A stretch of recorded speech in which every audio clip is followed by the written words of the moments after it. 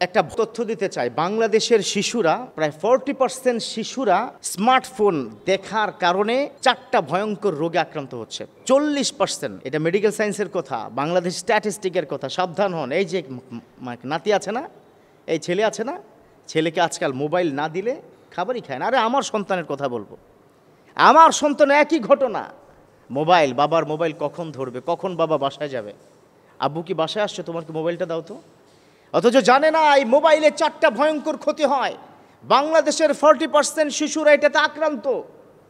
তাদের কাছে যখন যাওয়া হয়েছে, বিশেষ করে ডক্টরদের কাছে, তখন তারা কি বলেছে, কয়েকটা রোগ।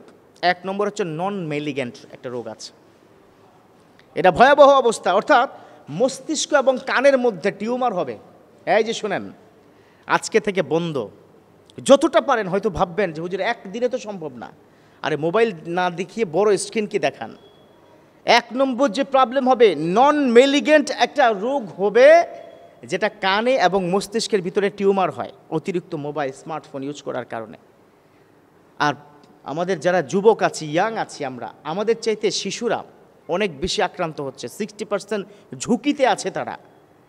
এবং একটা সময় গিয়ে ওই বাচ্চাটার ব্রেনে অথবা কানের ভিতরে টিউমারটা কোনো কারণে ফেটে গেলে ক্যান্সার পর্যন্ত হতে পারে। এই ঘটনা ঘটেছে বাংলাদেশে, ক্যান্সার হয়েছে ছোট্ট শিশুর। 8-10 বছরের একটা ছেলে, শিশুর ক্যান্সার হয়ে বসে আছে। কেন? পরবর্তীতে পাওয়া গেল এটা মূলত একটা বড় ধরনের রেডিয়েশন তার মধ্যে কাজ করেছে। এটা 1 নম্বর রোগ। 2 নম্বর হচ্ছে চোখের রেটিনা এবং কর্নিয়ায় একটা মারাত্মক প্রবলেম ক্রিয়েট হয়। সামনে কি ধরে রাখে না মোবাইলটা এভাবে, বাচ্চারা কি করে এভাবে কিন্তু ধরে রেখে একসময় রেটিনা এবং কর্নিয়ায় প্রবলেম হওয়ার কারণে মায়োপিয়া নামক আরেকটা সমস্যা তৈরি হয়। কি বলেছে? মায়োপিয়া নামক আরেকটা প্রবলেম ক্রিয়েট হয়। এই যে শুনেন, কথাগুলো শুনেছেন না, বাসায় গিয়ে অন্তত কি বলবেন। আর যারা কি মিডিয়া কর্মী আছে, আজকের এই কি ভিডিওটা সুন্দর করে সব জায়গায় কি ছড়িয়ে দিবা, শেয়ার করে দিবা। আপনারাও শেয়ার করবেন ইনশাল্লাহ। বাচ্চাদেরকে বাঁচাতে হবে এখন থেকে। আরও সমস্যা আছে, আমি বলছি। মায়োপিয়া নামক সেকেন্ড একটা প্রবলেম হবে। স্মার্টফোন তো দিচ্ছেন, বাচ্চা কান্না করছে, হ্যাঁ, মা বোনরা সবচেয়ে থেকে বেশি প্রবলেম ক্রিয়েট করে। আপনি খেয়াল করবেন, বাসায় বাচ্চা কান্না করছে, কি রান্না করতে হবে, যা মোবাইল নিয়ে কি পড়ে থাক, গেমস খেল, যা আমি একটু রান্নাটা করি শান্তি মতো। বাবা, তুমি যে শান্তি মতো রান্না করতে চাও, তোমার সন্তান তো ভয়াবহর দিকে যাচ্ছে, আপনাকে এটা বুঝতে হবে। Mind it.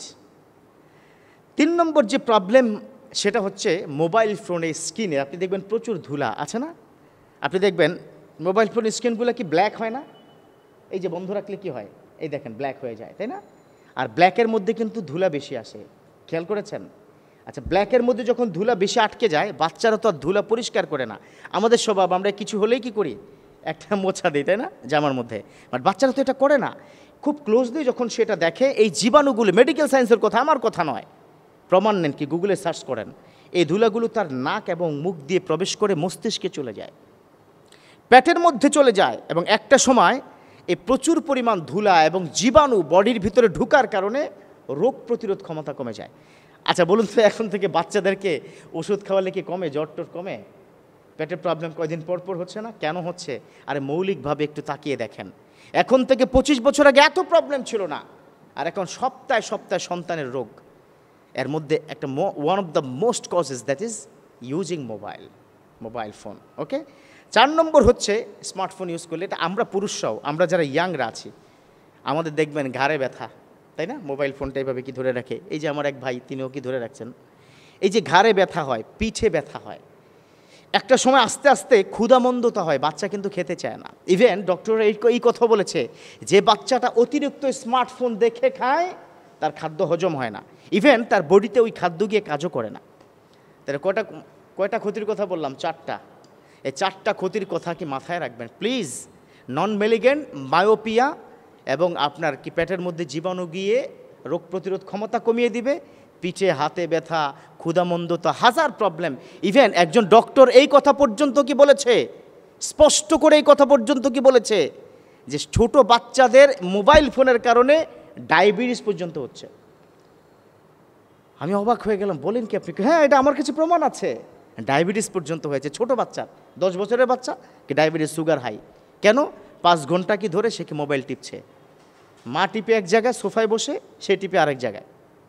অতএব এই স্ক্রিন ফোন, এই স্মার্টফোন থেকে আল্লাহ পাক শিশুদেরকে হেফাজতে রাখুক, আমরা যেন সাবধান হতে পারি। আল্লাহ পাক আমাদেরকে সচেতন হওয়ার তৌফিক দান করুক, আমিন।